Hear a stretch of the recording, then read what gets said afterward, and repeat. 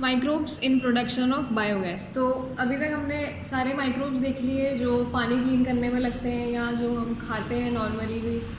अब हम देखेंगे कि बायोगैस कैसे बनती है इससे। ठीक, बायोगैस क्या होता है? Biogas is a mixture of gases containing predominantly methane, यानी गैसेस का मिक्सचर होता है जिसमें बहुत सारी गैसेस होती हैं पर ज़्यादा अमाउंट में मीथेन प्रेजेंट होता है। Produced by the microbial activity and which may be used as fuel. ये माइक्रोबियल एक्टिविटी से बनती है, यानी माइक्रोब्स की एक्टिविटी से बनेगी और इसको फ्यूल के जैसे हम यूज़ कर सकते हैं। You have learned that microbes produce different types of gaseous end products during growth and metabolism। तो जब माइक्रोब्स मेटाबॉलिज्म करते हैं या ग्रोथ करते हैं तो उनका एंड प्रोडक्ट ज़्यादातर टाइम अलग अलग टाइप की गैस होता है, जो भी हो, मीथेन हो या जो भी हो। The type of gas produce depends upon the microbes and the organic substrate they utilize, यानी गैस क्या प्रोड्यूस होगी वो इस पर डिपेंड करता है कि माइक्रोब कौन सा है और किस ऑर्गेनिक सबस्ट्रेट को वो यूज़ कर रहा है मेटाबॉलिज्म के लिए। In the example cited in relation to fermentation of dough, जो हमने पढ़ा था डोसा बनाने के लिए, इडली बनाने के लिए जो यूज़ करते हैं, cheese making and production of beverages, जितनी भी ड्रिंक्स हमने देखी थी, the main gas produce was CO2। ठीक है, तो जो मेन गैस बन रही थी उन सब में वो CO2 थी, यानी carbon dioxide. However, certain bacteria which grow anaerobically on cellulosic material produce large amount of methane along with CO2 and H2। यानी बहुत सारे बैक्टीरियाज ऐसे हैं जो एनारोबिकली ग्रो करते हैं, यानी बिना एयर की प्रेजेंस के ग्रो करेंगे सेल्यूलोज के मटेरियल पर और बहुत लार्ज अमाउंट में मीथेन बनाते हैं। मीथेन के साथ कार्बन डाइऑक्साइड और हाइड्रोजन भी रहेगी पर ज़्यादातर मीथेन रहेगी।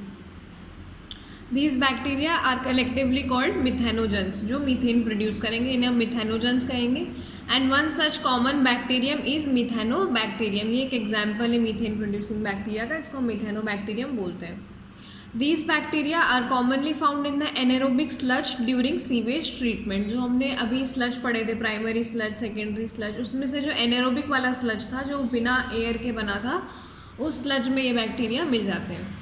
These bacteria are also present in the rumen, a part of stomach of cattle। ये जो कैटल्स होते हैं यानी गाय, भैंस, बकरी, ये जो होते हैं, इनके स्टमक के एक पर्टिकुलर पार्ट में ये बैक्टीरिया प्रेजेंट होते हैं रूमेन में। A lot of cellulosic material present in the food of cattle is also present in the rumen।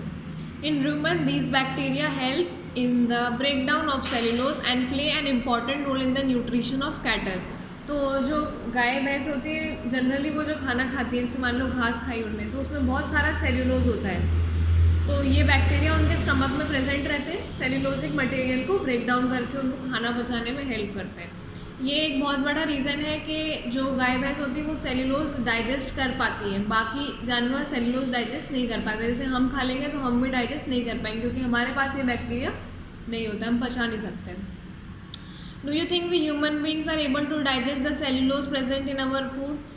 The excreta dung of a cattle, जो जितनी भी गाय भैंस होती हैं जिससे कंडे बनाए जाते हैं जैसे, तो उसमें भी ये बैक्टीरिया बहुत ज़्यादा अमाउंट में प्रेजेंट होता है। इसका धुआं करते हैं इसलिए वो सब चीज़ को प्योरीफाई करने में हेल्प करता है, बहुत रिच रहता है इन बैक्टीरियाज में। Dung can be use for generation of biogas commonly called as gobar gas. जो गैस रहती है उसमें इससे कंडे बनाए जाते हैं मान लो, तो उसी को गोबर गैस बनाने में यूज़ करते हैं। बायोगैस के प्लांट में डाल दिया जाता है। एक प्लांट होता है थोड़ी फैक्ट्री टाइप का होता है, उसमें अलग अलग गैसेस का मिक्सचर होता है।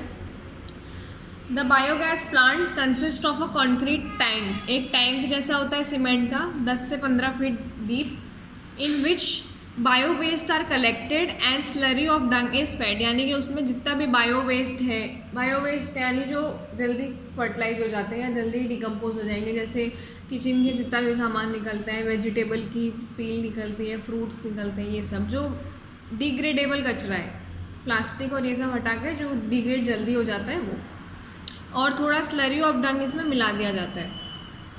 अ floating cover is placed over the slurry, और इसको एक फ्लोटिंग कवर से ढक दिया जाता है, which keep on rising as the gas is produce in the tank. अब क्या होता है, जैसे जैसे टैंक के अंदर गैस बनती जाती है वैसे वैसे वो ढक्कन ऊपर उठता जाता है अपने आप, ठीक है, क्योंकि गैस का बहुत ज़्यादा प्रेशर होता है। तुम भी अगर खाद बनने किसी बॉटल के अंदर रख दोगे मान लो बहुत सारे अमाउंट में, उसका ढक्कन बंद कर दोगे तो एक टाइम ऐसा आएगा जब चांसेस है कि वो हो सकता है वो बॉटल फट जाए या उसका ढक्कन तुम खोलो तो वो एकदम से ऐसे करके ऊपर आ जाए।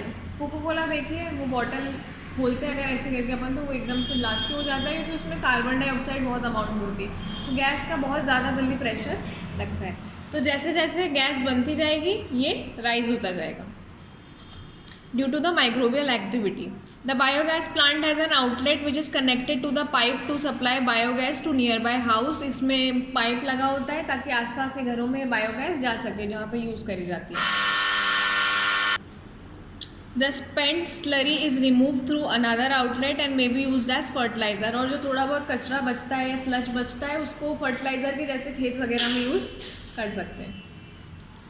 Cattle dung is available in large quantities in rural areas where cattle are used for a variety of purposes. यानी कि cattle dung जैसे मान लो गाय का गोबर है तो वो किसी भी गांव में बहुत ज़्यादा अमाउंट में मिल जाता है, वहाँ बहुत सारी गाय भैंस होती है क्योंकि, तो वहाँ पर बायोगैस प्लांट ज़्यादा से ज़्यादा बनते हैं। The biogas build in rural area ज़्यादा से ज़्यादा होंगे क्योंकि वहाँ पे चीज़ें ज़्यादा मिल जाएंगी, यहाँ मुश्किल होगी। The biogas thus produce is use for cooking and lighting, तो वो वहाँ पर उसका यूज़ कुकिंग के लिए कर सकते हैं, लाइट्स के लिए कर सकते हैं। The picture of biogas plant is shown in figure 10.8। ये डायग्राम दिया हुआ है, ऊपर पाइप दिख रहा है जहाँ से गैस निकल जाती है, उसको कनेक्ट कर लेते हैं पाइपलाइन से, यहाँ से डंग और वाटर मिलाया जाता है, यहाँ पे गैस बन जाती है और ये बचा हुआ कचरा रहता है डाइजेस्टर में। ठीक, The technology of biogas production was developed in India mainly due to the efforts of Indian Agricultural Research Institute IARI and Khadi and Village Industries Commission KVIC। ये दो मेन इंस्टीट्यूट थे जहाँ पर टेक्नोलॉजी बनाई गई थी पहली बार बायोगैस की। If your school is situated in a village, यहाँ तो आसपास मेरे हिसाब से नहीं दिखेंगे हमको बायोगैस के प्लांट, पर रहते हैं कई कई गाँव के पास में ये चीज़ें रहती हैं। बायोगैस प्लांट विजिट, इसको अंडरलाइन कर लेना, ये दोनों नाम पूछते हैं। Indian Agricultural Research Institute IARI और Khadi and Village Industries Commission KVIC।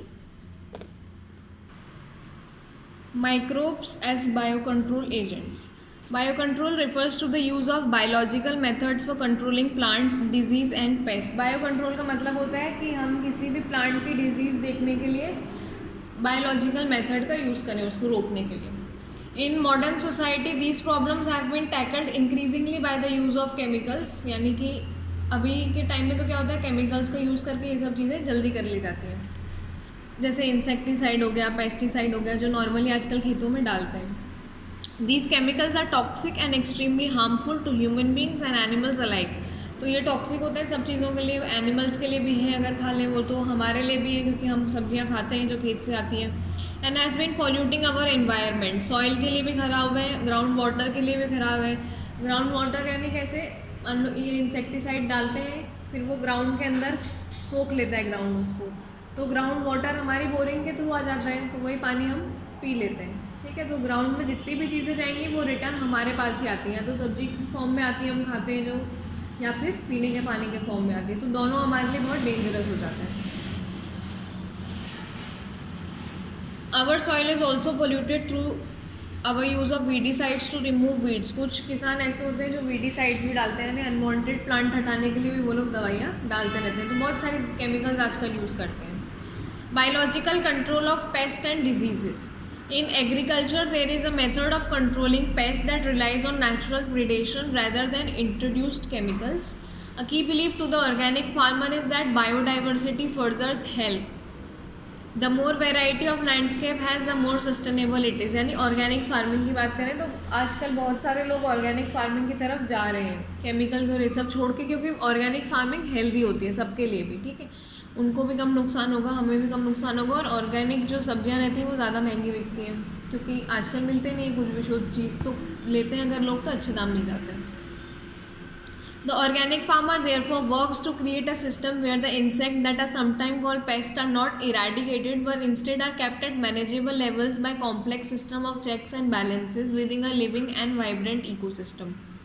Contrary to the conventional farming practices which often use chemical method to kill both useful and harmful life form indiscriminately. This is a holistic approach that seeks to develop an understanding of webs of interaction between myriads of organisms that constitute the field fauna and flora। तो क्या होता है कि जैसे chemicals डाल दिए जाते हैं तो केमिकल से बहुत सारी चीज़ें मर जाती हैं, जो इसको मारना है वो तो मर ही जाएगा कीड़ा, पर उसके साथ जो अच्छी चीज़ें हैं उसमें, जैसे अर्थवॉर्म है वो बहुत अच्छा होता है प्लांट के लिए, वो मर जाता है। और भी कुछ अगर पेस्ट ऐसे हैं जो अच्छे हैं पौधों के लिए, वो भी मर जाते हैं। तो ऑर्गेनिक फार्मर की कोशिश ये रहती है कि वो ऐसे केमिकल्स का यूज़ ना करते हुए कुछ ऐसी टेक्निक यूज़ करे जिससे सिर्फ वही जानवर भगे जिसको भगाना है, वो मरे भी ना, कम्प्लीटली ख़त्म भी नहीं हो, क्योंकि ऐसा है कि हमारा जो पूरा इकोसिस्टम है वो एक बैलेंस में चलता है। अगर कुछ भी चीज़ ख़त्म हो जाएगी पूरी तरीके से तो वो पूरा गड़बड़ हो जाएगा। जैसे मान लो शेर होते हैं और हिरण होते हैं, दोनों होते हैं, शेर खा जाता है हिरण को। मान लो अगर शेर पूरे हिरण खा जाए एक बार में, या हम पूरे हिरण हटा दें, सिर्फ शेर ही शेर रहेंगे, तो क्या होगा? ग्रासलैंड बहुत ज़्यादा बढ़ जाएंगी, क्योंकि वो खाकर घास ख़त्म करते हैं तो हमारे पास बाकी के एरिया बचता है, घासें बहुत ज़्यादा बढ़ जाएंगी। अब मान लो हम शेर ख़त्म कर दें, हिरण रहने दें बस, क्योंकि वो उसको खा जाता है, तो क्या होगा? हाँ, फिर वो पूरी घास ख़त्म कर देगा, तो हम कुछ भी नहीं कर पाएंगे। तो क्या है, एक बैलेंस बना रहे हैं, इसलिए ऑर्गेनिक फार्मर ये चाहते हैं कि सब रहें अपनी अपनी जगह पर वो इसको नुकसान ना पहुँचाएं। ठीक। फौना एंड फ्लोरा, फ्लोरा मतलब जो प्लांट्स वगैरह रहते हैं वो, और फौना मतलब animals. The organic farmer holds the view that the eradication of creatures that are often described as pests is not only possible but also undesirable, for without them the beneficial predatory and parasitic insect which depend upon them as food or host would not be able to survive। एक चीज़ ये भी है कि मान लो अपन ने किसी कीड़े को ख़त्म कर दिया तो उसके साथ साथ वो कीड़ा भी ख़त्म हो जाएगा जो वो उसको खाता था, क्योंकि उसका तो खाना ख़त्म कर दिया आपने, तो वो भी मर जाएगा। तो ऐसे फिर डेथ होती जाएंगी। तो ये बात भी सही है कि अगर आप उसको ख़त्म करोगे तो उसका जो बेनिफिशियरी है जिससे हमको फ़ायदा था, वो उसको खा जाता था, वो भी ख़त्म हो जाएगा। Thus, the use of biocontrol measures will greatly reduce our dependence on toxic chemicals and pesticides। तो इससे क्या होगा, बायो कंट्रोल यूज़ करेंगे तो हमारा अपने आप केमिकल्स और पेस्टिसाइड्स के ऊपर से डिपेंडेंस ख़त्म हो जाएगी।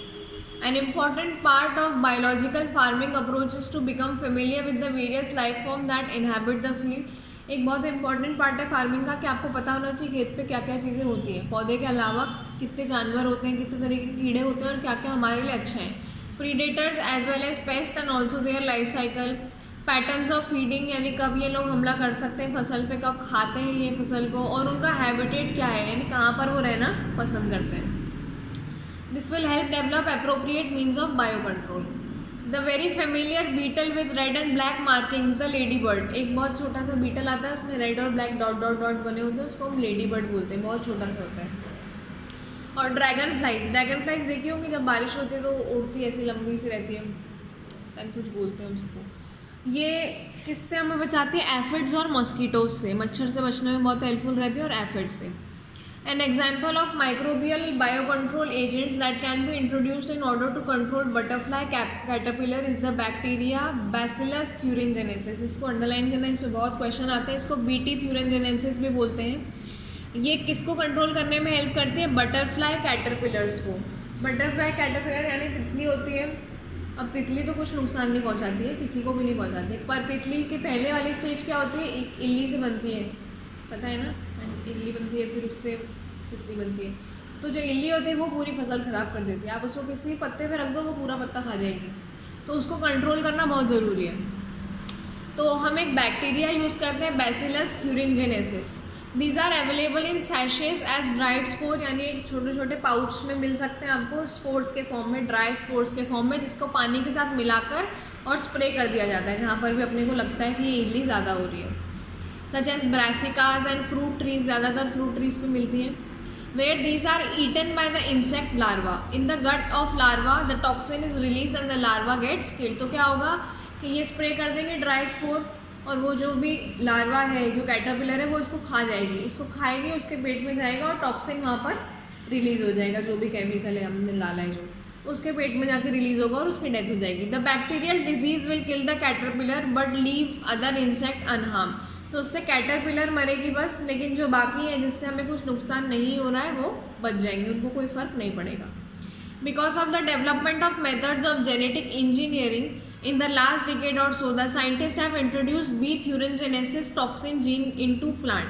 अब क्योंकि हमारे पास जेनेटिक इंजीनियरिंग काफ़ी अच्छी हो गई है, तो साइंटिस्ट ने दिमाग लगाया कि बार बार ऐसे पाउच उसमें डालने से अच्छा है कि हम प्लांट के अंदर ही ये जीन डाल दें, ताकि कोई कैटरपिलर उसको खा ही ना पाए।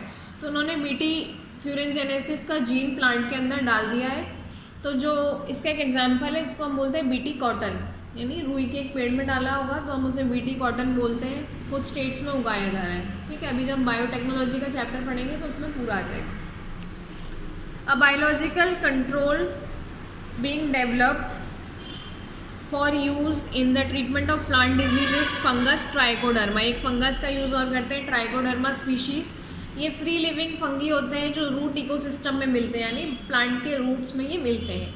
दे are effective bio control agents of several plant pathogen. फिर baculovirus are pathogens that attack insects and other arthropods. The majority of baculovirus used as biological control agents are in the genus nucleopolyhedrovirus. इसको हम use करते हैं। These viruses are excellent candidates for species-specific narrow-spectrum insecticidal application. They have been shown to have no negative impact on plants, mammals, birds, fish and even on target insect. यानी कि ये डालने से किसी और के ऊपर इसका कोई इफेक्ट नहीं पड़ेगा, जो भी जैसे प्लांट के ऊपर, मैमल्स के ऊपर, बर्ड्स के ऊपर। जो हम कॉमनली केमिकल डालते हैं DDT, जो डलता है ज़्यादातर खेतों में अभी भी इंसेक्टिसाइड के फॉर्म में, वो DDT खेत में जाता है, ज़मीन में भी जाता है, ठीक है। मान लो वो कीड़े ने भी खाया, चिड़िया आके वो कीड़ा खाती है, तो DDT इतना ज़्यादा केमिकली टॉक्सिक होता है कि उससे जो भी बर्ड रहती है उसका रिप्रोडक्शन अफेक्ट हो जाता है। तो या तो वो अंडे देना बंद कर देती है, या फिर उसके अंडे निकलते भी हैं तो वो जल्दी टूट जाते हैं, उसके बच्चे मर जाते हैं एक तरीके से। तो ये जो केमिकल्स हैं ये बहुत ज़्यादा इफेक्ट करते हैं, भले ही आपने खेत में डाला है पर वो सबको इफेक्ट करेंगे। तो ये जो है अभी हमने पढ़ा बैक्यूलोवायरस, ये किसी पर भी नेगेटिव इम्पैक्ट नहीं करेगा, प्लांट पर भी नहीं, मैमल्स, बर्ड, फिशेस, किसी पर भी नहीं, नॉन टारगेट इंसेक्ट पर भी नहीं, सिर्फ जिसके ऊपर हमने टारगेट करा है सिर्फ उसको इफेक्ट करेगा।